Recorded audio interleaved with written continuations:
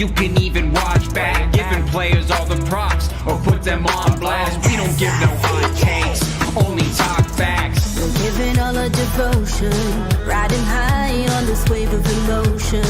Going all out, yeah, cause this is our time. No, ain't no stopping us till we reach the finish line. All in, we came here to win. We're gonna give everything. S-I-C-K on the run.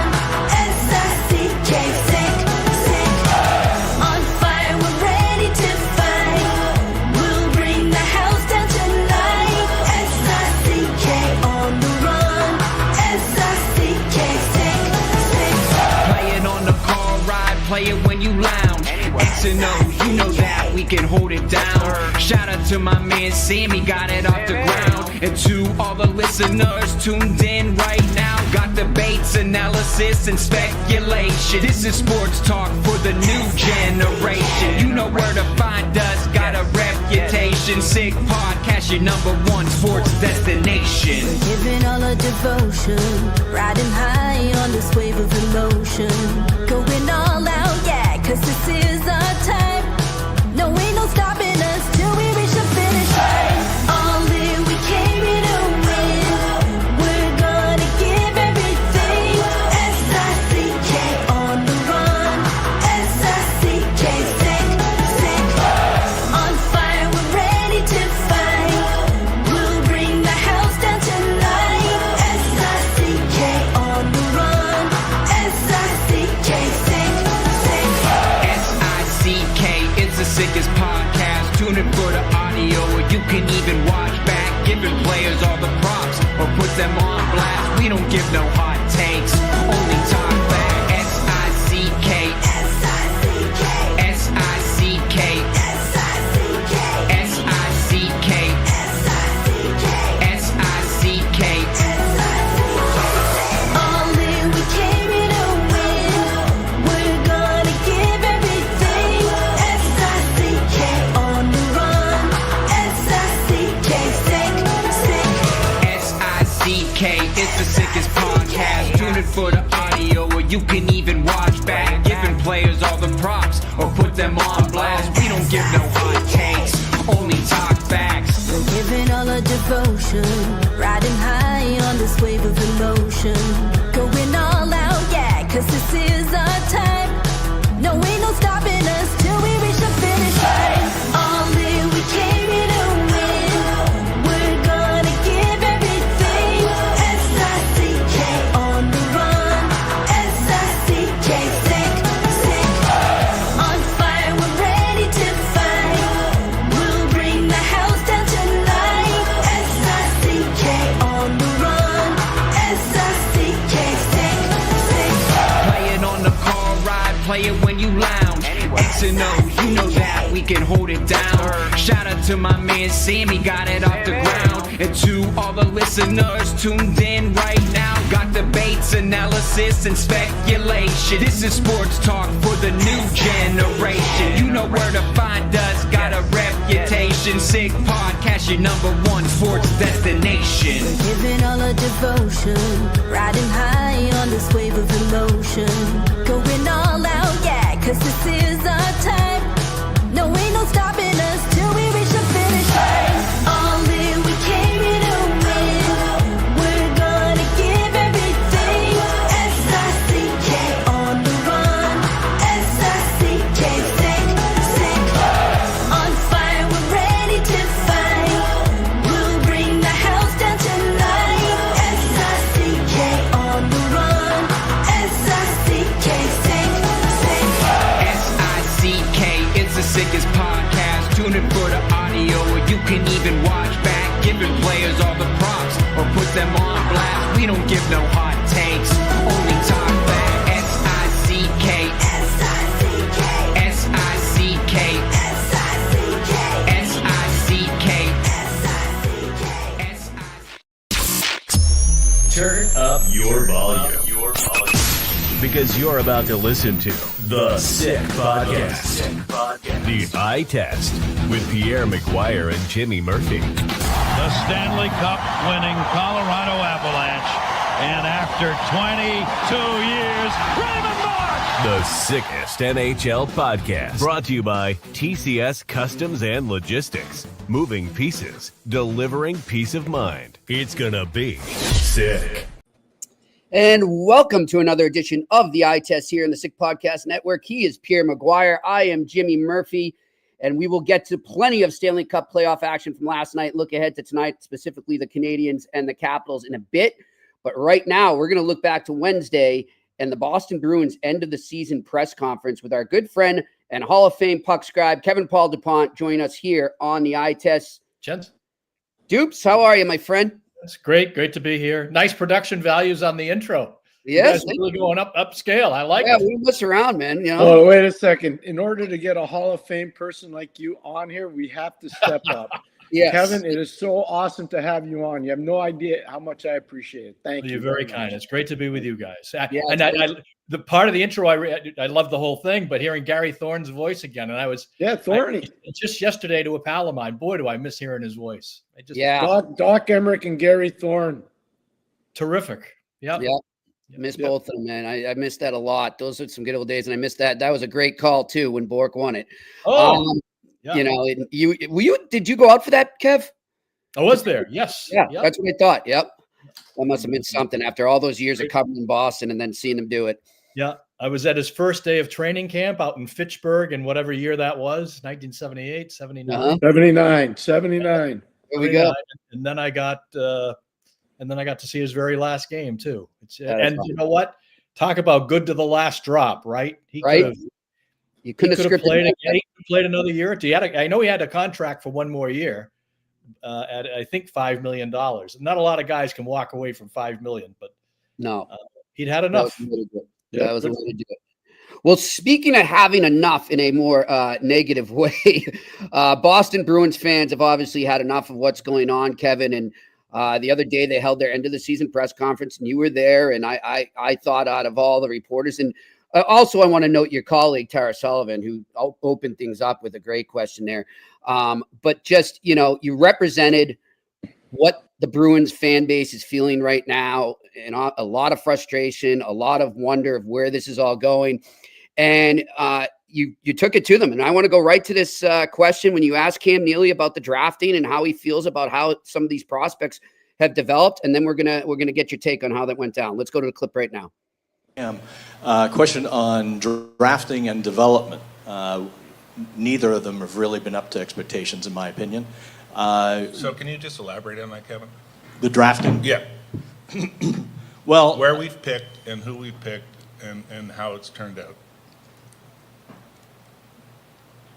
Well, where you've picked is not a lot of top 10 picks, but ultimately, not a lot of first-round picks. But ultimately, are those draft picks, have they developed? Have they come in?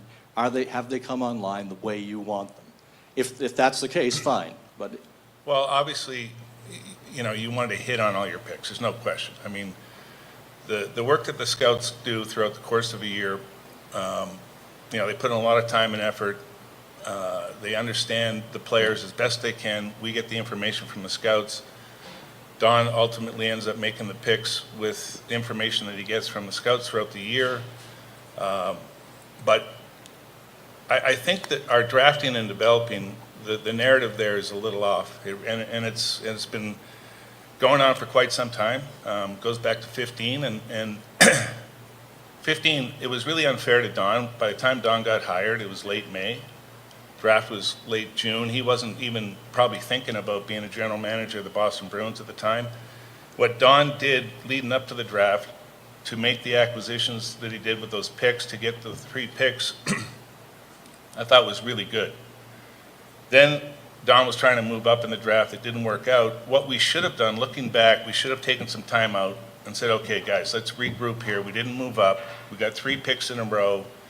I think it was very new for everybody.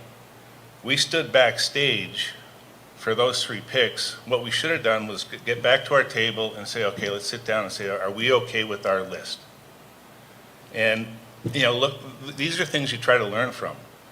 Other picks after that, I think we've got a number of players, not necessarily playing with the Boston Bruins, but a number of players that we have drafted that have played NHL hockey games. We have traded those picks. We have traded some of the prospects to try and improve our club to win Stanley Cups. So the narrative that we're not hitting on all our draft picks. No one is. You pick in the top 10, you better hit. We haven't done that in quite some time. So have we been perfect? No. Can we be better? Yes. I don't think anybody's asking to be perfect. I'm asking going forward here, because that's 10 years ago. The 10 subsequent years, are you satisfied with the draft picks and the development of those picks 10 years later? Not with everyone, no. No, I mean, it's when you're picking and looking at 17-year-old kids, you're hoping they're going to be NHL players by the time they're 23, 24 at the latest. It takes some time for these kids to develop, and some develop at different ages, some don't develop at all.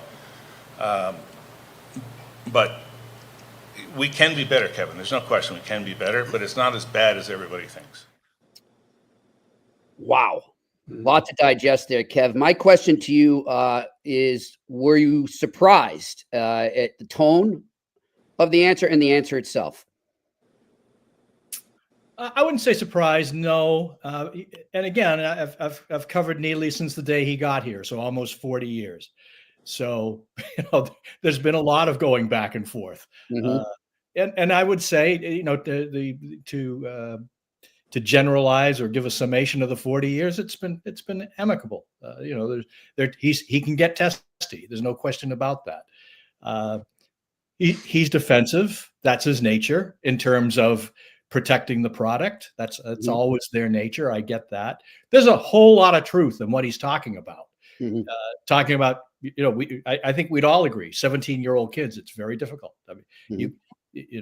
I would advocate today for moving the draft to age 20. It would make everybody a lot better. It would make Mm-hmm. college hockey better. It would make NHL hockey better. It would make these kids less injured. There's a whole lot of reasons for that. But overall, I found most fascinating. In fact, I'm going to use it this Sunday in a note. The most fascinating part of what he said was, he's explaining how they blew it in 2015. Mm. They didn't get Hannafin up at the number 5 pick. That's where they were playing. I think Calgary, right? Calgary wanted the 3 picks. Mm-hmm. They felt that was too much. And you know what? If they had made the right 3 picks at 13, 14, 15, it would have been too much. Because all the players they passed up would have been great assets. Right. Just get Barzell and Shabbat. You don't even need the third guy. You can still take Sinishin. Doesn't matter. Right.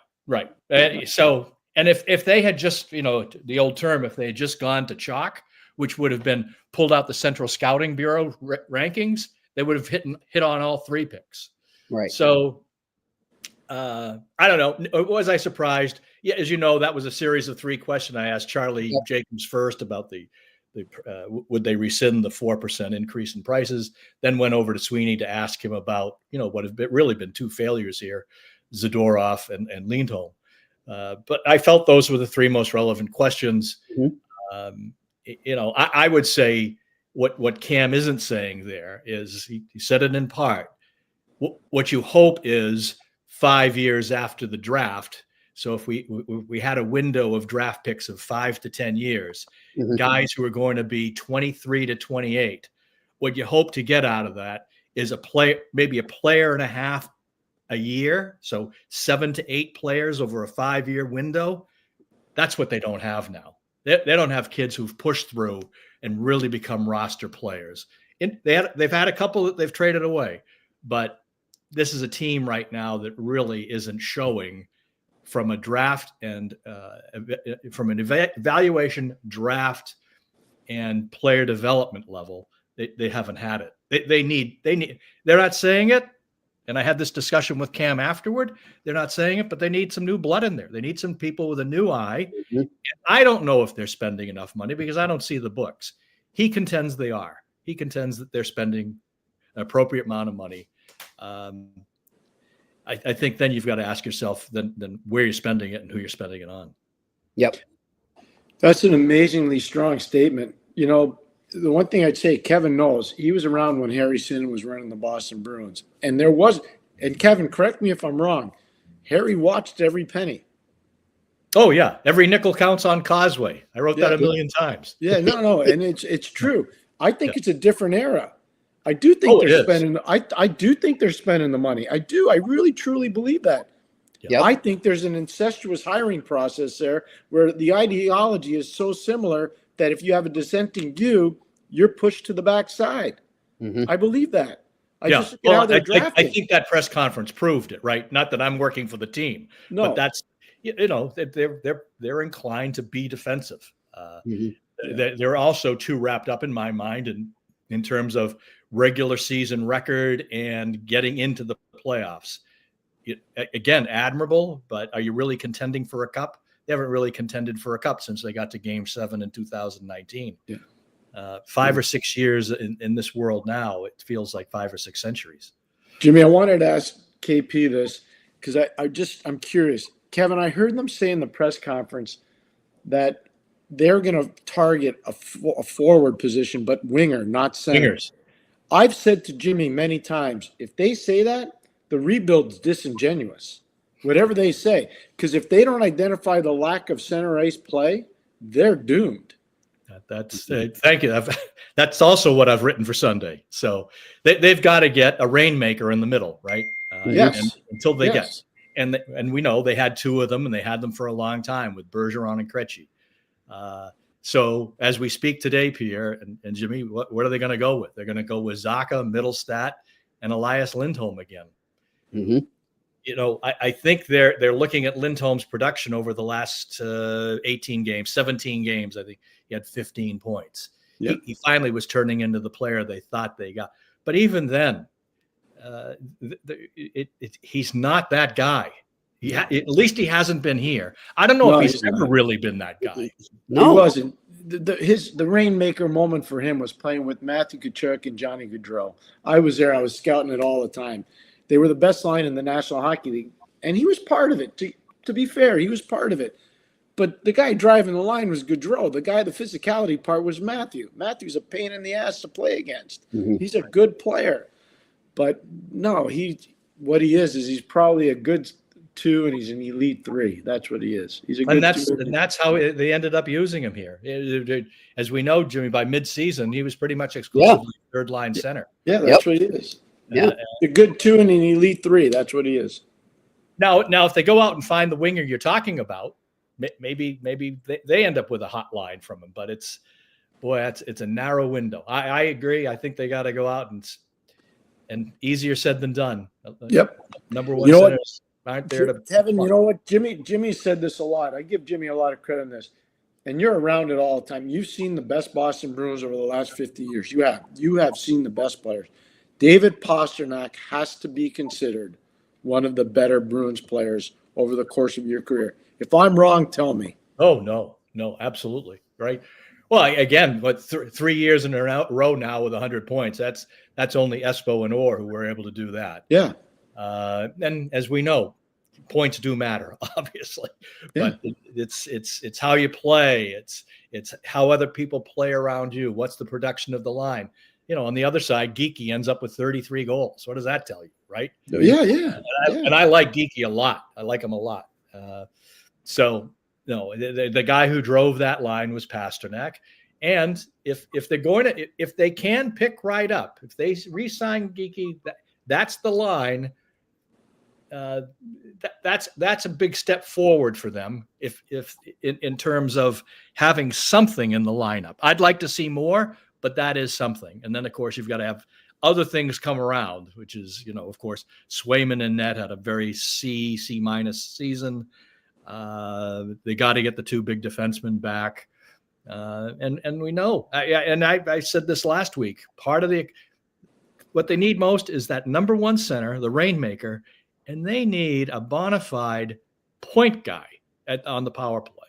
Mm-hmm. That's not McAvoy. He's got 5 power play goals in 3 years. Yeah. Such a good point. It's amazing. Shane Gostisbehere is playing in Carolina. All he does is get points. Yeah. So I've said it for 5 years here. Why don't they get the ghost, right? We don't rehearse this show. Kevin and I haven't spoken. No, I'm just telling you. Like I can show you. Anybody could have had him.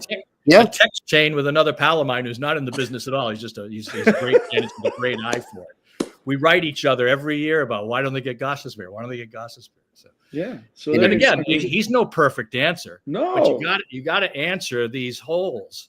And McAvoy, as we know, he's a tremendous talent. He won't shoot. He won't shoot on the power play. It's just not wired into him. And to have been here and seen so many point guys who love to shoot, Bork one, Brad Park another, Chara put up in the first 5 years here, 5 or 6 years, he shot at 103 miles an hour. Why shouldn't it be effective? No, nobody wanted to get in the lane. Right. They were petrified. Trust me, they were scared to death. Dupes, you mentioned Swayman there, and you guys can both shoot me down if you think this is off the wall and crazy. I'm looking at it, and I read your column still every week, and you've kind of referenced. You haven't suggested that they do it, but you have made the point, which I completely agree with you.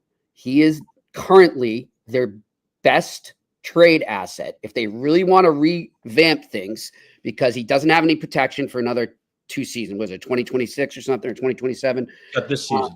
Yep. So you look at that and people say, well, nobody's going to take that contract and he just signed here. How can you give up so quick? And I don't think it's necessarily, it would be them saying they're giving up. But I look at it last year, we saw a trade between the Kings and the Capitals with Pierre-Luc Dubois going to the Caps and Kemper going to the Kings. Right? Both at the beginning of new contracts, it just wasn't working out off the get-go. And both teams said, you know what? We might have made a mistake here. Maybe this guy just isn't going to fit here, and this guy's not going to fit there. And they did that, and it worked out great for both teams.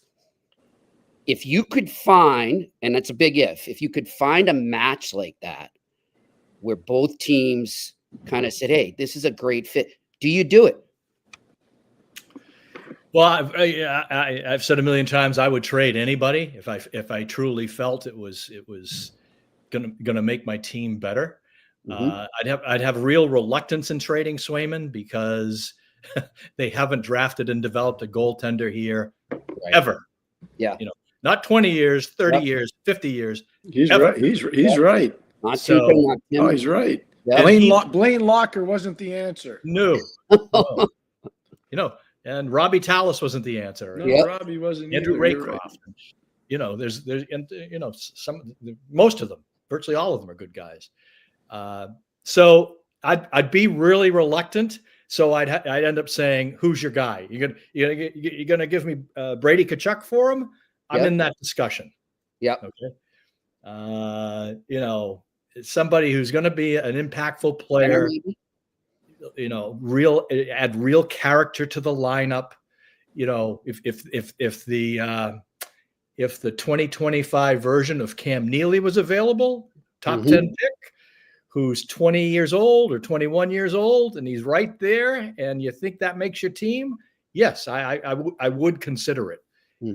Very reluctantly for what I've stated. It's just been a long time. Kevin, I've talked to Jimmy about this a lot, and my background is coaching and scouting and development. Yeah, who's doing the pro scouting for the Boston Bruins, Kevin? Because they've swung and they've missed on a lot of guys. Yeah. So Ryan, it's Ryan Nadow's charge, right? And they have. I mean, what they haven't had is top 10 picks. The last top 10 picks was Dougie Hamilton. That was 2009. Yeah.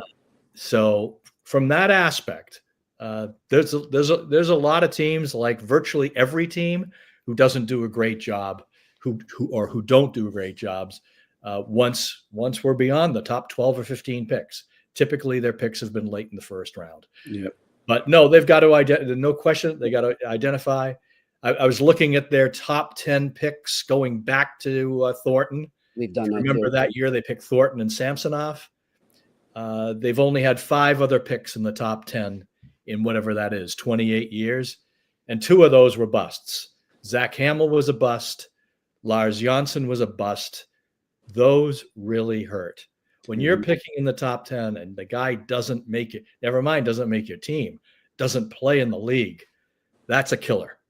That's a real killer. It's so right on, Jimmy. We talked about this so often. We agree 100%. But here, like you say too, the pro scouting, like, you know, Pierre and I, and I know you probably do too, Dubes. We stay up late. We watch a lot of the Pacific games. We watch as much as we can. And, you know, I think a lot of people that watch Lindholm and Zadorov over the last few years looked at those signings and said, they're miscasting these guys. That's not who they are. I mean, can Zadorov come in and be a solid third pairing? Yeah, he could at that money though, you know, and same as we already stated with Lindholm, he's a middle six guy. And I just don't know what they saw there in the last few years since, as Pierre pointed out, Lindholm was on that line in Calgary, what they saw to make them think that he was the answer at the number one center spot. I don't get it. Yeah. Well, I'm among the guilty who thought they did well. If you go back, look back at my columns in early July of last year, now Zadorov, because of his size, because of his nastiness, they needed that element. You're right. And they still need that element. And finally kind of settled down after 25, 30 games. I would say if he could stick to that. He also has these moments, Pierre, he thinks he's Paul Coffey. Yeah, but he's not. Trust me. It's one of those political lines. You know, Senator, I knew John Kennedy. You're not John Kennedy. I coached Paul Coffey. You're not Paul Coffey, sir. Yeah. So if he can kind of, you know, recalibrate the aggressiveness, know when to do it, give up those kind of forays where he thinks he's Paul Coffey. Again, the money is crazy, but that happens a lot at UFA day. Yeah. Lindholm, I thought, was a far better player than I saw. There was night after night after night. I would turn to either Jim McBride or Fluto Shinzawa from the Athletics. Say, is he even out there tonight? You know, is the guy even dressed? Yeah. And you know, he said on breakup day that he hurt his back in August. He was hurt all season. Okay, well, we'll see. He's a big chunk of money for another 6 years. And I don't think he's gonna. He's not a guy to drive a line, and that's what they need. He's not a line driver. Kevin, I know Jimmy probably has more questions. I'm just going to say I can't thank you enough for everything you've done, not just for our show, but for the game of hockey. No, you're an amazing guy. You're so smart. You understand what team building is all about, but you've sold the game. You sold the game for so long, and I think we've gotten away from that, Kevin. So many people forgot like how they get paid. You got to care about the game. You've always had passion to care about. I'm so grateful for you. Look you called my team the Forever 500 Whalers. Look, I get it, but I don't give a shit because I care about you, man. You're an awesome guy. Yeah. Thank you. Thank you. I will say this from you know, and again, I really appreciate your words. I'm thinking about the Bruins coaching position here. Well, that's where I was going to go with my final question. Go ahead. Okay. I'll squeeze this in before you get that, which is, you know, for years, Harry was so great in terms of what he would say. He'd say anything. He was available. He'd talk on topics, you know, and sometimes he'd be blasting me. Okay, that's all right. He'd be blasting everybody. I mean, I was hardly in an exclusive club. But you know what? They don't have that here anymore. And there's no replicating Harry. I get it. No. Sweeney doesn't want to talk to the media. Cam stays in the background. Charlie is Charlie. I mean, there's no use there. So I would love to see them get a coach. I'll just give you a name. You know, we could argue over his coaching skill or whatever. Ken Hitchcock. Ken Hitchcock would talk it all night long, right? All night long. Mm-hmm. You know, you don't have to be a carnival barker like Cherry was. Bruce Cassidy was tremendous. Absolutely. I mean, thoughtful. I can't tell you how many ridiculous questions I heard in pressers, some of which were mine. He would tolerate them, turn them into something, take it somewhere else. It's such a great sport to talk about, and they don't want to talk about it here. It's so cloistered and reserved, and I think they're missing the boat there. So I hope the coach they get is a guy who's really gonna Be excited about it. Want to pick a fight? Good. Pick a fight. Do what you want to do. Jimmy, bring Torts in. Yeah, there's a fight. There's a fight. But again, Torts hates the media, right? I mean, as we all know. That's the extreme case. I just think someone who's really loving the sport and understands, let's get everybody involved here. Yeah.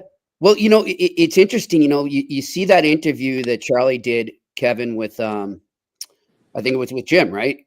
McBride at the end of the year. Yeah. Okay. With Jim McBride. And so, and he says, he goes back and he's talking about what happened with Montgomery. And he says he didn't have the answers. And like Pierre and I continue to say, well, he had the answers for a team in the St. Louis Blues, who at the time of his hiring there was lower than the Bruins in the overall standings. And he got them into the playoffs. And now, they're losing in their series, but they came back pretty strong last night. And it just seems that there's this constant scapegoating of the coach here. And I look at it, and that's why I love Tara Sullivan's question when she said, do you think that could scare some potential candidates off? Like, am I just setting myself up for failure here? I come in 2 years and they're impatient and boom, I'm gone.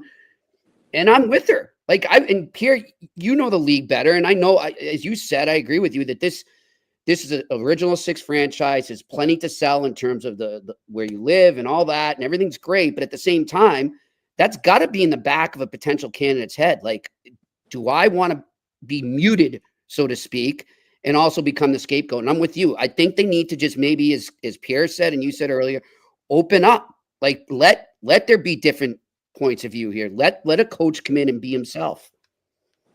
Agreed. And I don't know who that guy is, but I just don't. They did end up scapegoating, and again, this is Charlie Jacobs telling us, didn't like the breakout pattern or something. Wow. I don't know if, like, Pierre and I wondered if that was him talking, but well, of course it's not. No, he's getting his line. Again, what he knows about hockey is what Neely and Sweeney are telling him. Right. That so is he going to move them? No. I mean, he has been coached up, if you will, by them. And I don't blame them. They're making millions of dollars. Yeah, good for them. We've got 3 multimillionaires making the decisions, right? Mm-hmm. I'd really like to see somebody who's got a real, get after it ethic and make some changes and the rest of it. But I really, that was so distasteful in my mind, the scapegoating of the last guy. And I will say, we could do a whole podcast here of me picking apart Jim Montgomery in the 2 playoff rounds I saw him with the Bruins. With too many on the ice. Adjustments. Yeah. We agree on that. We agree on that too, though. Yep. We said that too after 2023. Yeah. So was he perfect? No, but he was performing. I didn't see, the reason they were 8-9-3 when they showed Jim Montgomery the door, he had an 8-9-3 lineup. That's what he had. What he was instruction. See that, Jimmy? I have a Hall of Famer agreeing with me. I said this lineup's not good enough. Like, let's get real. I hear you. Listen, Dupes, always a pleasure, my friend. We appreciate you taking the time. Enjoy the playoffs. I hope to see you around soon. It goes too fast. Okay, guys. Thank you. Thank you, Kevin. All right. Thank you. Kevin Paul Dupont join us here on the eye test.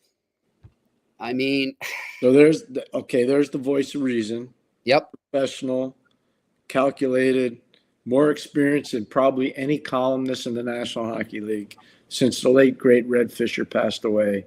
Yeah. Like he's as balanced as any guy that's ever done it. Mm-hmm. And if anybody could be mad at him, would be me. Just because the way when I was coaching Hartford, we were treated terribly. Mm-hmm. And some of it we deserved because we weren't winning enough. But we were also in a major – like back then, they didn't call it a rebuild. They just said, oh, they're the forever 500 whaler. We were trying to fix our team. Yep. And you're getting there. Happen in a year. You're getting there. We were getting there. Yep. Well, but I have so much respect and admiration because you know what? He's got the courage of his conviction. Yep. And you know what, Pierre, unlike some of the people he's covering as a reporter, he's not afraid to admit when he's wrong. He'll own it. No, he owns it. That's what I love about him. He owns it. You know, it's like, I'll give you an example. I thought Tampa would beat the Florida Panthers. Yep. Me too. So they're down 0-2. They're going into Florida. Doesn't look good. Now, the stuff that happened with Hagel, Yeah. and Barkov, does that change the series? We're going to find out. Yeah. I didn't like it. I thought it was predatory. I didn't like the hit. And maybe eventually Tampa wins. I don't know. But I'll tell you one thing right now. I got that series wrong so far. Yep. I got that one wrong. Yep. Most of the other ones I think I got right, but that one I got wrong. Speaking of that moment there, and at the end of the game last night, Pierre, I don't know if you saw what was going on between the two benches. And you've always said this to me about this is how it was when you coached, was if somebody took a shot at Mario or one of your big guys, you weren't going after the guy that did the dirty work there. You were going after one of their big guys. And you could see Marchand saying, "Oh, no, we're not coming for you. We're coming for him," and pointing right at Kucherov. Yeah. So this is – And I thought this is what you do. Yep. I'm telling you, like, I'll never forget this. We were playing in New York, and it was a regular season game, and a couple of their guys were acting up. And I remember Jay. We got to get Jay Caulfield on the show, by the way. One of my favorites that I ever had. One of my favorites that ever had the honor of coaching. Mm-hmm. And I remember Jay just saying, "I'll take care of this." I'm like, I don't know if that's such a good idea. They got Joey Kosar. And Joey back in the day had the big right hand. Oh, yeah. Joey's right hand hit you like it was lights out. He didn't go after Joey at the time. He eventually fought Joey. But I think he went by the bench and said something along the lines, "Well, don't worry. I'm not taking Domi. That Leach guy, he's going to get it." Yeah. The Leach guy's going to get it. Yep. That got everybody's attention in a And as hurry. you told me, what that would do is it would tell Leach or whoever is the star on that team to say to his own guy, being like, "Dude, pump the brakes here. Enough of this. I don't want these guys coming after me." And so that's how it ends, right? And then, It's over. that's it.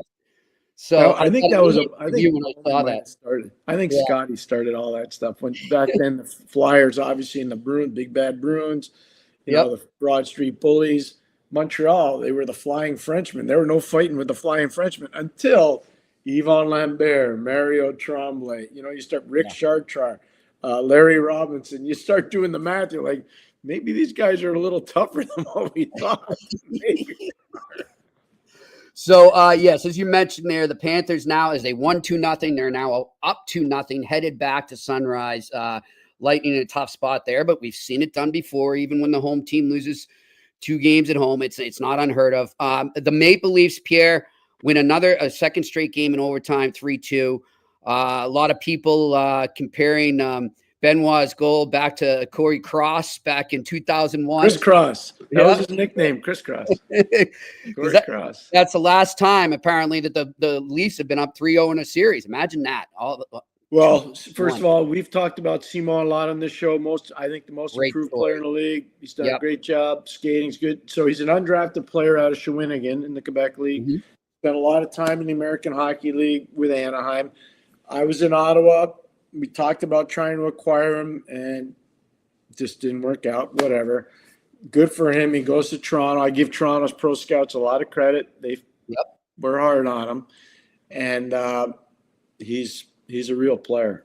He's great. How about the face-offs by Austin Matthews? Oh, my gosh. How about that pass by Mitch Marner on the Matthews goal?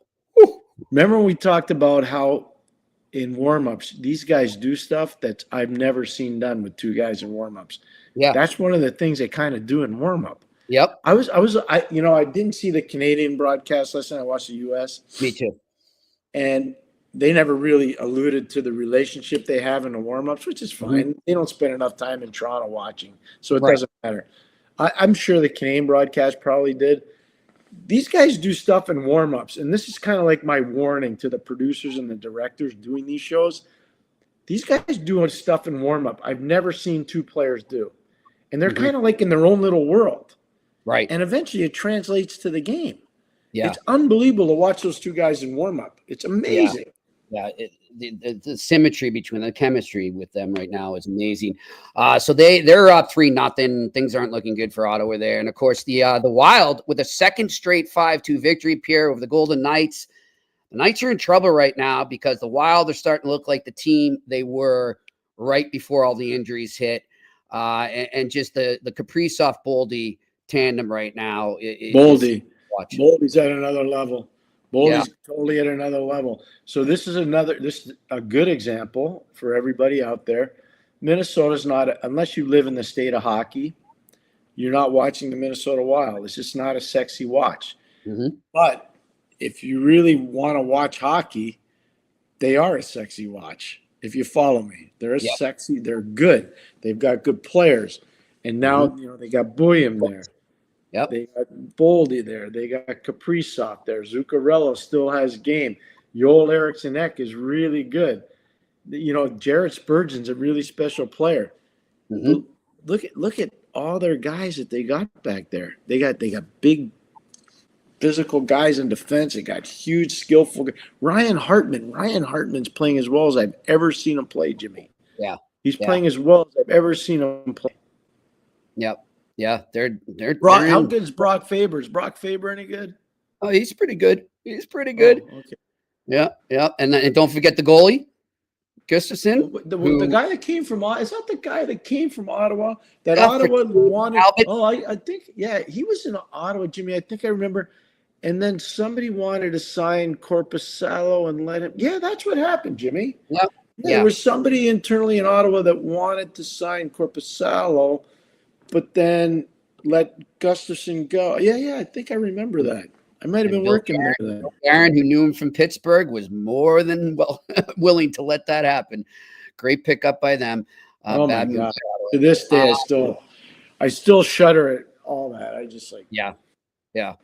Yep, exactly. And so now let's go to the night, Pierre. Obviously, the one that everyone's talking about, almost everyone in our chat room here, is the Capitals and the Canadiens back at the Bell Center. I heard you on with Mitch Melnick, who and his show, and they are outside the Bell Center. You could already tell from the atmosphere that it's going to be rocking there. They're already getting excited.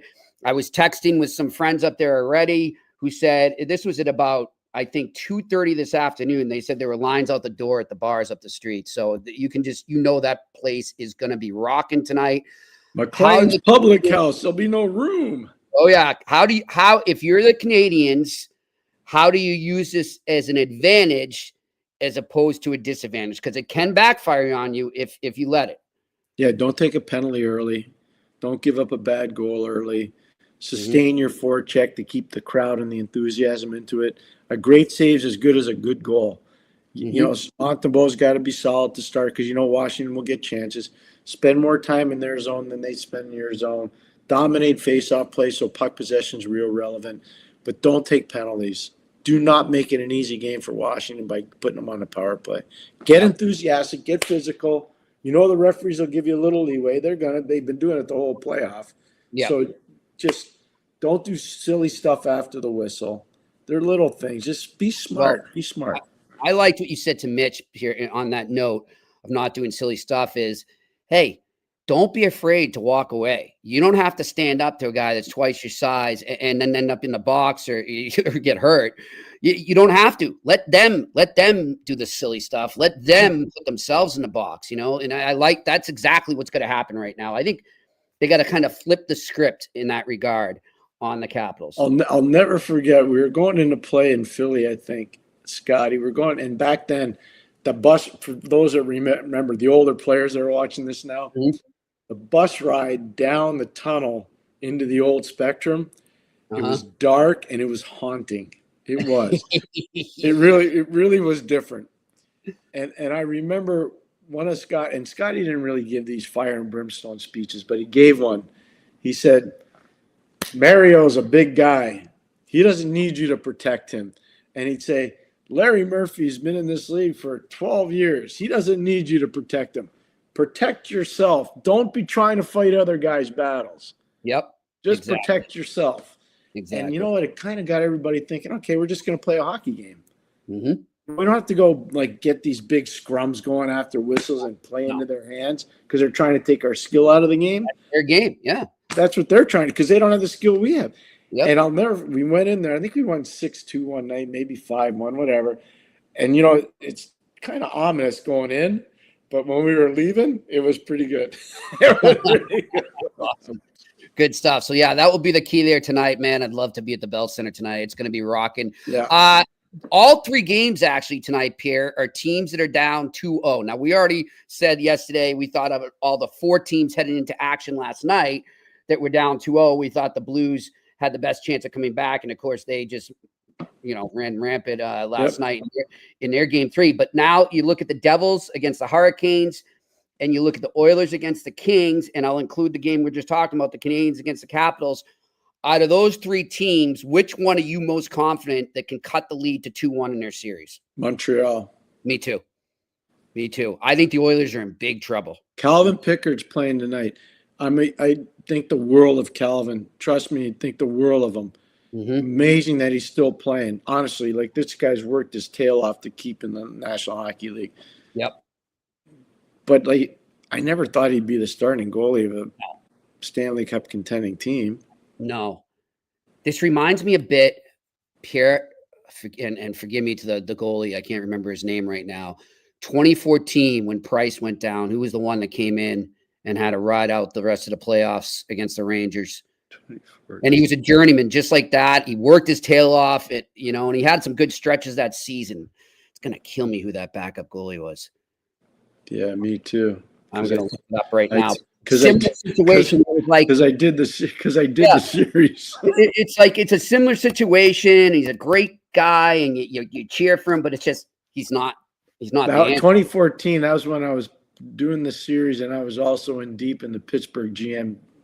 I remember meeting outside on a sidewalk with you at McLean's talking about all that. Yeah. I'm pulling up the roster right now. Here we go. It was Dustin Tokarski. Oh, Tokarski. Yes. He played World Junior 09. There we go. And Mike's saying Marvin's got it there. Thanks, guys. No, but that's good. No, thank you, Jimmy. That's good. Dustin, what a character guy again. Yeah. He was similar situation, No, hey, listen, another guy that worked his tail off to get in the league, really, and was really solid when he had a chance to play. Yeah. Dustin, that's good. That's a good one. Thank you. That's good. So I'm with you, though. I mean, they're in trouble right now. And I saw a stat, too, Pierre, that about Adrian Kempe. He's gone to even in those series that they were losing at Oilers the last few years, he's been amazing. Like just the stats he has, he's averaging like 7 shots a game and a point a game against them. I mean, this Kings team is poised right now. This isn't just. No, these guys are good. They're and good. Like Kopitar, you look at it. Let's just do the center ice. Let's just do the first 3 center icemen. Yep. Byfield, Kopitar, and Deneau. Okay. Yeah. Beat it. Yeah. Yeah. They're owning Edmonton's not beating that. No. So it's they're in deep there, and then Jersey, like we said, and it's nothing against them. No. And our friend Tommy Fitz. It's just that they're injured. They're too beat up. That's the reality of it, Jersey's whole thing is injuries. Like, say whatever you want. Like, that's just that's bad luck for Tommy and his team. It is. It's just bad luck. Yeah. All right, let's get to our sponsors and then my pick of the night and the Q&A. Let's talk to you right now about TCS Customs and Logistics. Unlock the full potential of your shipping operation with TCS Customs and Logistics from around the corner to around the world. Flatbeds to air freight, customs clearance to drawback consulting. TCS is a one-stop shop for all things transport, moving pieces and delivering a peace of mind. For a no-obligation customs or freight quote, contact sickpodcast@shiptcs.com. Again, sickpodcast@shiptcs.com. All right, and let's talk about Betway right now, where you can still go all the way with Betway. And even if your first bet loses, if you're a new member, their welcome offer gets you $200 credit. So go right there to the QR code in front of you. If you're watching, sign up there. Or if you're not, you can go to the details section on the website and create your new membership and redeem your welcome offer. This offer is not available in Ontario. Terms and conditions apply. You must be 18 plus. Always bet responsibly. Let's go to the pick of the night. It's time for Sick Picks. Brought to you by Betway. All right, Pierre, I'm going to go right to that game in Montreal. I'm loving the Canadiens to come out and have a strong start in front of that rocking crowd to feed right off it. I'm going to take them in the first period to win the first period on the money line. It is plus 100, so even money there for them to win the first period. Now, if they're tied, it's a push. You don't lose any money, and nobody wins either. But if you win, you get that. It's even money. And also, I'm going to give you a little goal scoring prop too. I think he's due, and that's Jake Evans. I think he's going to have a great game tonight. I'm feeling like a goal and assist, but I'll just give you the goal scoring prop there. If you take Jake Evans right now to score, you will get him at plus 750. That's amazing value right now, and that's because he hasn't scored in a while. So plus 750 an anytime goal for Jake Evans. Let's get to the Q&A. What do we got? Bill Van Vagel, being down 2-0, how does John Cooper approach the next game? I know they're a veteran team, but any line change-ups or just practice strategy and fundamentals? No, they got to get the lead. They got to get the lead in a game. They really do, and they have to hold the lead. They played a tight game yesterday. I mean, that could have gone either way. I didn't like the first goal, contrary to what some people are saying. I didn't like that goal by Vasilevsky, but they got to get the lead, and they got to finish chances. There's really not much more you have to do. You just got to take advantage of your opportunities. Yep. All right. Next question. Renaissance Resistor. Since the AHL playoffs are a few days away, would there be any harm in bringing in a Florian Jack-Eye and Alex Tuck for game 3 or 4? Yeah, I wouldn't do that because it upsets the chemistry of the team in Laval. It also makes the guys in Montreal not feel very good about themselves. The AHL playoffs actually started a couple days ago. Different teams are starting at different times. Abbotsford and Tucson have already played. Springfield and Providence have already played. It's down 1-0 now. Yeah, they're down 1-0, but they outshot Springfield 30. I think it was 32-17, and they lost the game 2-1. A lot of East Coast League series are already done in the first round. You had a couple sweeps, so playoffs are pretty moving in the American League and the East Coast Hockey League right now. All right, next question. Dave Abbott, Jimmy and Pierre, how would you handle the Bruins situation? 3 straight picks in this year's draft. Looking at team needs, current standing, contender, cup contender, rebuild. Sounds like the Bees are unprepared. I think we said it. Center. You got to find out, though, Jimmy, what's available. Yeah. You know, like what's the I don't value? see it on the free agent market here. It's got to be a trade. It's not just free agent. If you want to make a deal, sometimes teams want to move players too. Yeah. So you got to see, if I package draft pick X, player Y, and prospect D, what does that get me in the market? Like you got to identify teams that are looking to move money. You're looking at teams that are maybe looking to move a guy that maybe had a bad year. And maybe you think he's better than what. So you got to look. Like, what are the Rangers going to do with Mika Zibanejad? I don't know what they're going to do. No. What's Mika Zibanejad want to do? Yeah. I'm just using that. I'm not saying he's getting traded, but I'm using that as one example. Yeah. It was a tough year. You know what I mean? There's a few of them out there. Yep. Let me ask you this too, Pierre, and sorry if this is a dumb question, but do teams that are out of the playoffs, in terms of trying to find out what's out there in the trade market, as you get towards the end, do teams ever send some of their guys to some of the playoff games to just sort of? They better.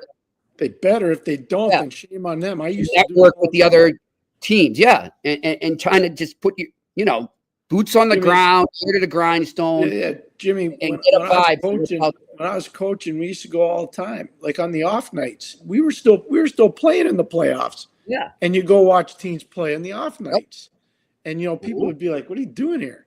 We're gathering information. Next year, I don't know how it works anymore. Some of these guys don't want. I guess they don't want to be seen by the media or whatever. But just go in, watch the game, and leave. What's wrong with that? You're not breaking the rules. Nope. You're welcome there. Yeah, do it. We used to do it all the time. We used to do it all. Scotty and I used to go to games all over the place when we were in the middle of the playoffs. Smart way to do it. All right, next question. Gabriel Lamb, if Vegas doesn't get out of the first round, do you expect them to shake things up? I do. Their farm team, their American League team didn't make the playoffs either. I think that's if they don't get out of the first round, something's going to go there. I agree. All right, next question. Randy Workman. What's up, Randy? Jimmy and Pierre, would you consider Jay Woodcroft the Bruins coach? I think he could be a candidate, Randy. I wouldn't go that way. I wouldn't go that route, and it's nothing against Jay. I think they need more of the type of coach that Kevin Paul Dupont was referencing there, but I don't know if they'll get that. So I think the Bruins are going to go with a college coach. I do too. Yeah, I really do. Doesn't mean they're right to do it, But Jay's a good coach. I've known his body of work for a long time, especially when he worked for Babcock in Detroit. But I don't think he'll be the leading candidate, no. No. All right, next question. Ethan Russell, if you had to pick two of the most underrated players in the NHL playoffs so far, who would they be and why? It's a great question so far. I'd have Phil Deneau as one of them. Yep. He can score goals. He can shut people down. He's driving them crazy in Edmonton. Well, they're not in Edmonton, but they will be tonight. Is Brock Faber underrated? I think he could fall. And I don't think enough people know about him yet. How about Cam Fowler? Fowler. I don't have him as under Jimmy. I told you yesterday, the left defense of St. Louis. If they make an impact on that game, it's gonna be a problem for Winnipeg. And they did. Yep. They did. Yep. What a game for Fowler, though. I mean, and like we said, Pierre, nobody was talking about that trade when it happened. And now here's the left. Just so for those that didn't watch, Cam Fowler, Philip Broberg, Nick Leddy. That's it. 3 left guys. Yep. Best skating left side in the National Hockey League. Oh yeah. Not even close. I agree. It reminds me of when Duncan Keith, Johnny Oduya, and Nick Leddy. Yeah. We're winning Stanley Cups in Chicago. Yep. I'm with you on that. So those are some of the guys I'd look at. All right, next question. Ian Lewis. I'm a little disappointed in Struble. His play has been good, but he's not violent. Was hoping his playoff game might evolve in the corners and the scrums. I think he is super focused on coverage, no penalties. He's learning. Ultimately, in the future, do you see much more violence and offense once he gets comfortable in his D game? Yeah, I think he'll evolve. But I think he's learning right now. Yeah, I get it, but yeah, give him time. I think he's learning too, because I can tell you when he was in college and prep school, he was violent and he was nasty. Yes, I remember. I do think he's learning, but I think he's just doesn't want to take penalties and get taken out of the lineup. Exactly, and that's what I think Ian's getting at. But he'll find the balance. All right, next question. Bill Van Vagel, where do you see Ryan Leonard placement in the Caps lineup next year? I think he has a tremendous career ahead of him. Yes, he does. I think he'll be on the first line for the Washington Capitals ahead of Tommy Wilson. Me too. He's feeling it now, too. He's been getting off some much better chances, Pierre. Here's what I'm going to say. If you're breaking into a playoff series, Montreal is probably a good one because it's not that physical intensity that a player like him would have to feel. It's not going to be there. He's going to find his space. Yeah, exactly. So, yeah. All right, next question. Mike, hey guys, Pierre, how does management deal with being swept in a series? Did they come out at the same time? Come out that same if they were to lose in, let's say, 7? You still do the same debrief, whether you get swept or whether you lose in 7, you still lost. But you do a debrief. What strengths do we have? What weaknesses do we have? Are our coaches good enough? Is our power play good enough? Our penalty kill good enough? Strategically, what do we have to do to be better? You have to have hard questions, ask hard questions. You got to be prepared to do it. But I don't think the debrief changes. In fact, I'm fortunate. I was never part of a group getting swept, so I wouldn't know that. But I do know at the end of a regular season, if you don't make the playoffs, that's a much more intense debrief, and I've been part of that. I can tell you, that's not a lot of fun. No. All right, next question. Bill Van Vagel, I'm so impressed by Minnesota now that they are healthy, plus Boyum. I consider them a dark horse. Am I wrong? Nope. You're not wrong. Yeah. You're not wrong at all. All right, next question. Alex Ivanowski, what's more valuable? A center who plays defense and who can get you on average 60 to 85 points per year, who's a Selke finalist on a yearly basis, or a 90 to 100-point player per year who plays not too much defense? Give me the top guy. Yeah, me too. Because even if he's not scoring, he can still affect the outcome of a game in a positive way. The other guy will affect the outcome of a game in a negative way. Mm-hmm. If he's not give me Patrice Bergeron. There we go. Yeah, give me those guys. Kopitar. Those guys. Ronnie Francis. Give me those guys. Everybody's, well, what about Lemieux? What about Crosby? They're different. Those guys, they're so far ahead. They're better than 100 point. They don't count. They don't count. Gretzky, those guys don't count. They're too good. Exactly. Yeah. Next question. Marvin Matthews. Pierre, in your opinion, what is Richie's ceiling? Callum The Islanders Ritchie. have a solid top 6 prospect in him. Yeah, Callum Ritchie. 100% huge. Plays for Oshawa right now. They just got out of their series with Brantford. Big time elite prospect.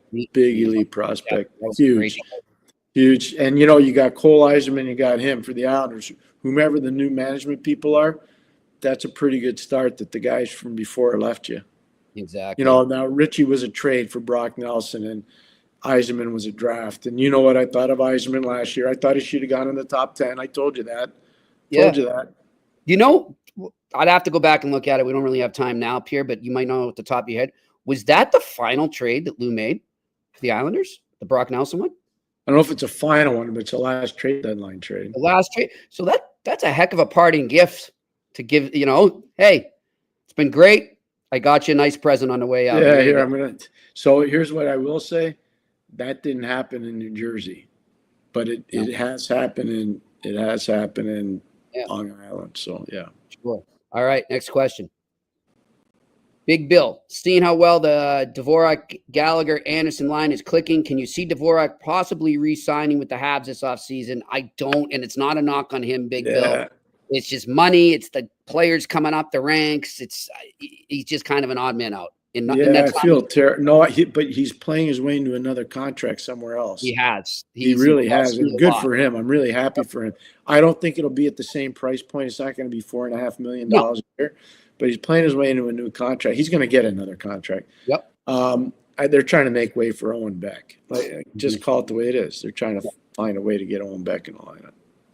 All right. Next question.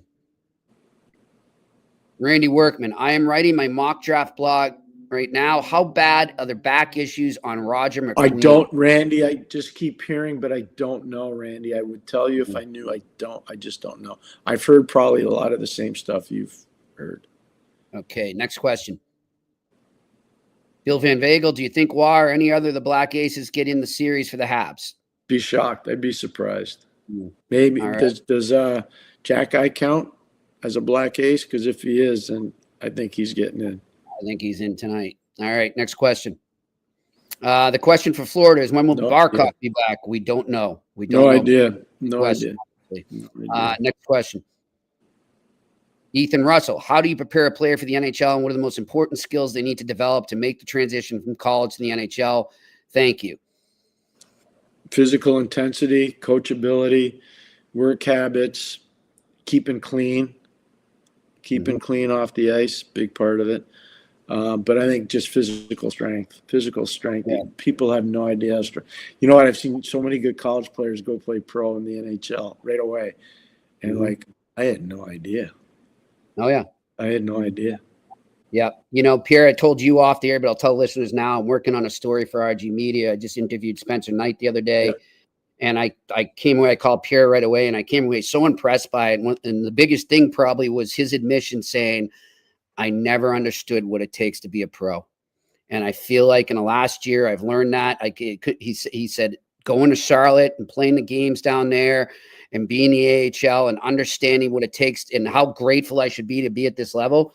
It was really impressive, but that goes to what we're saying right there. Just is a lot of off-ice stuff. A lot of the young guys that I work with are now starting their professional careers, and they call or text and ask different questions. They say the number one thing, are you coachable? The number two thing, are you living clean? Yeah. The number three thing is, are you putting in the extra work? Mm-hmm. The number four thing is, are you getting into the gym to lift? Because they're all saying, I had no idea it was this hard. I had no idea these guys were so strong. Yep. It's all true. They are. Mm-hmm. All right. Next question. Energize. A lot of controversy online with the Sens picking Yakmachuk over someone like Parake. One of these days. What do you guys think? Me personally, I like Yakmachuk frame and feel it's better with this Sens decor. Parake's different. He's going to get big points. Yep. I don't know. Why are they're both good players? Yeah. Well, I like what he's saying. I think that, they got the fit they need, and Flames got the fit they need. Yeah, that's what I'm saying. They're both good players. I think that's good for both teams. All right, next question. Hong Trang, hello. If Laine gets benched, do you think he will want out of Montreal? I don't know if he's getting benched. I think Pierre's been. I think he's saying, hurt. You think I he's think he's hurt. Knee on And knee he's hit. not 100%, and I think the coaches are probably saving him from himself. Does he want out of Montreal? I don't think so. No, I think so. he's actually liked it here. Yeah. I think working with a lot of these young kids has kind of revitalized him. All right, next question. Yep.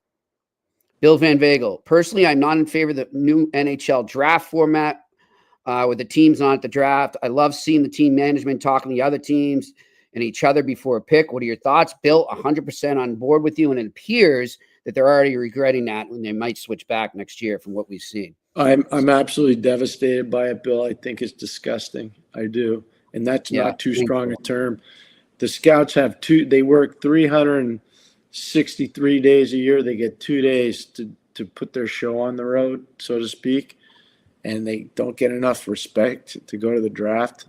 Despicable. Inappropriate. Not right at all. Not right. All right, next question. Renaissance Resistor, question for Jimmy. Is Stolarz now an option for MVP betting? You're right, Renaissance Resistor. I noticed that, and I think I did say it at the beginning of the playoffs that he was not available. Yeah, I did say that when it started as a future for Conn Smythe.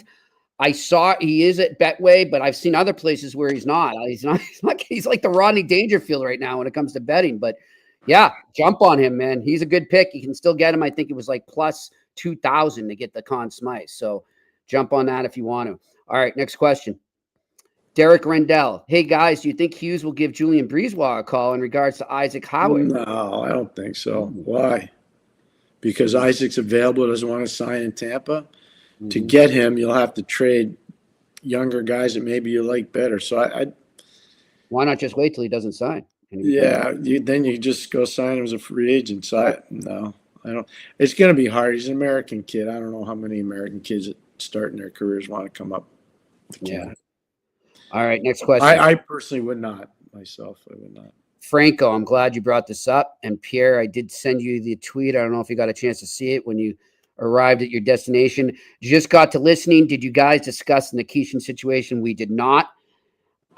There's a patent developing there in Carolina, Pierre. And for those that don't know, Nikishin's representative went public on X today saying that they are rethinking that they might want to trade out of Carolina. He might not report. He doesn't like the way his client's been treated, and called out the management and ownership there. So, Pierre, just your thoughts on what's going on there.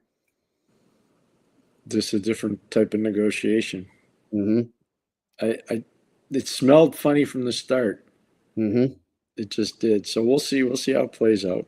Yep. All right. Next question. Alex B. Smith. What's up, Alex? If we see Edmonton lose this series in 4 or 5 games, what do y'all think will be next for Connor McDavid moving forward with 1 year left on his deal? Well, that's going to be a hot topic. It'll be a hot topic, but he'll be playing in Edmonton as long as his contract's there. I don't think they're going to be – I'd be shocked if they want to move him, but we'll see. Yeah, but that is going to be interesting. There'll be a lot around that. All right, next question. Secreta Gentman. I hope I said that. Yes. Did anyone mention the miss by Boston on the Barzal draft, where Boston had 3 consecutive picks and didn't pick Barzal? And one other great one I can't remember offhand. Thomas Chabot. Chabot. We already talked about it. We talked about it with Kevin Paul Dupont. Yeah, a lot of misses there. Yep. All right, next question. Randy Workman, what is up with NHL being up in arms with the Cousins shooting the pucks down at Stolarz? Those guys are they'll hear something. I bet they'll be fine. They got fined. Cousins got fined. They'll be a fine. I didn't know that, but I'm going to tell you they're going to get fined. As Pierre said, maybe they should worry a little bit more about the consistent cross checks to the face that are going uncalled. Because from what I read, Brendan Gallagher spent pretty much all of yesterday in a dentist chair. Hey, this is getting ridiculous. I'm going to send you a picture of a guy from a minor league game that 3 games in a row now has been cross-checked right in the face. It's getting ridiculous. There's blood. This is like the new thing. I'll send you the picture. Yeah. You can decide if you want to put it on the screen or not. Blood coming out of his teeth and celebrating a goal. And there's no penalty. Yeah. This is getting ridiculous. I mean, like I said to Pierre, I don't know if it's we get, the refs call the games differently in the playoffs. So maybe these younger generation are starting to, for these younger players, but Cousins isn't really that young. but still, like maybe there's this mentality I can Hey, get Jimmy, away. I hate to do this to you. We got to get going here. Yep. I don't know. We'll see. It's something they got to address. All right. Let's go. What do we got? Am I the only one who loves the Newhook Evans Demidov line? I wish they would have started with this earlier in the series. We said it before the series started. Right. We said that's the line they should have played him with. Yep. All right. Next question. Bill Van Vagel, which coaches are in danger of getting fired if they lose in the first round? I couldn't tell you. I don't know. Yeah, I would not good want to question. speculate on it, but it's a good question. I just don't know. All right. Next question. Ron LaRoque, Jimmy, what did you get for winning the NCAA hockey bracket? I don't know. Like, we never really established a prize there, but it was fun. Thanks for participating. All right. Next question. Mike Gaudette, I turned 65 for my birthday present. I want the Sheriff to play tonight, please. I think Jack I will be in for the Canadians. I think they do exactly what Pierre said. They go 11-6. Yeah, 11-7. 11-7, I mean. Yeah, Jared, I think that's going to happen. They're not saying it. They didn't tip their hat in practice and escape. I think they do it. Is that it? Or we got one more? I think that's it. All right, that's it. Big thanks to Kevin Paul Dupont for joining us here from the Boston Globe. Love talking to him as always. Always an honor to have him on our show. Big thanks to Sammy working the boards back in Montreal and our whole staff at the Sick Podcast Network. Have fun at Winston Churchill's tonight. And big thanks to you, the listeners and the viewers. We appreciate all your questions. Enjoy the hockey this weekend. We will talk to you on Monday here in the Eye Test on the Sick Podcast Network. And that's a wrap. Hope you don't miss us too much until next time. Follow the Eye Test with Pierre McGuire and Jimmy Murphy on YouTube, Facebook, Google Play, and Apple Podcasts.